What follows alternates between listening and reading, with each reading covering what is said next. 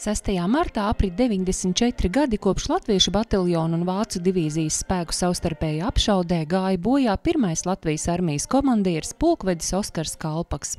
Godinot viņa piemiņu, Pulkveža dzimtajā pusē Madonas novadā norisinājās tradicionāla Oskara Kalpaka balvas izcīņa pamatskolu, vidusskolu, arodvidusskolu un jaunsardzes vienību komandām militarizētajā stafetē. Lai arī sacensībās jāuzrāda sportiskā veiklība, Oskara Kalpaka balvas izcīņa tiek vērsta arī uz jauniešu patriotiskā gara veicināšanu. Lielāka ranga sacensības, vai tās ir vieglietīgas vai slēpošanas, nesākās ar himnu, ar karoga pacelšanu, kas ir šajās sacensībās, un tas uzreiz uzdod tādu savu iezīmē šo sacensību nozīmi kā tādu. Mēs atceramies mūsu varoni, tad mēs zinām, ka viņš šīs dienās tieši ir atceres diena un viņš ir kritis šīs dienās. Un arī ņemot vērā to, ka viņš ir Madonas novadnieks, jā, viņa dzimtās mājas ir Madonas novadā.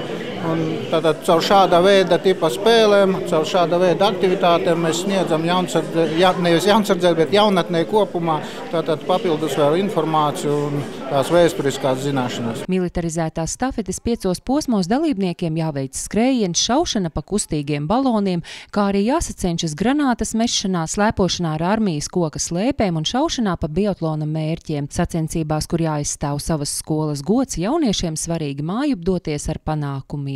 Puslīdz normāli pirmais ieskrēja tātad labi. Jā. Kāpēc tu vispār piedalījies šajā sacensībā? Uzaicināja jau 3. gada. Pamatsastāvs tā teikt. Viss, jā.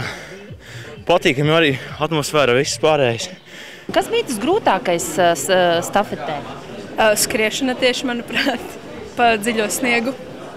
Tas, kad nekad nebija īpaši slēpots ar tādām slēpēm, no ikdienā mēs slēpojam visam savādāku inventāru, un šīs slēpes ir nepierasts kaut kas un pavisam savādāks.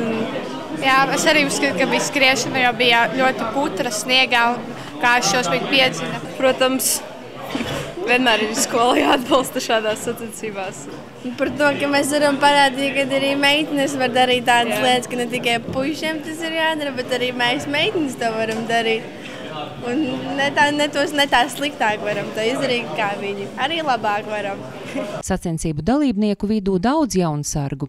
Daudzi no jauniešiem sacensībās piedalās ne tikai, lai apliecinātu fizisko sagatavotību, bet domā arī par to laiku, kad viņu vienaudži piedalījās Latvijas brīvības cīņās. Viņus droši vien mudināja tas patriotisms, doma par brīvo Latviju, piedalīties un atbalstīt šo domu ideju. Varētu teikt, ka viņi bija īsti patrioti.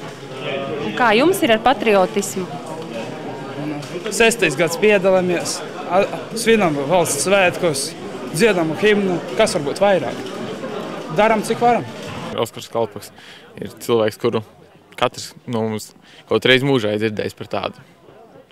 Protams, arī motivēja jaunsargu instruktors Jānis Šikovs to darboties. Pašiem arī interesi.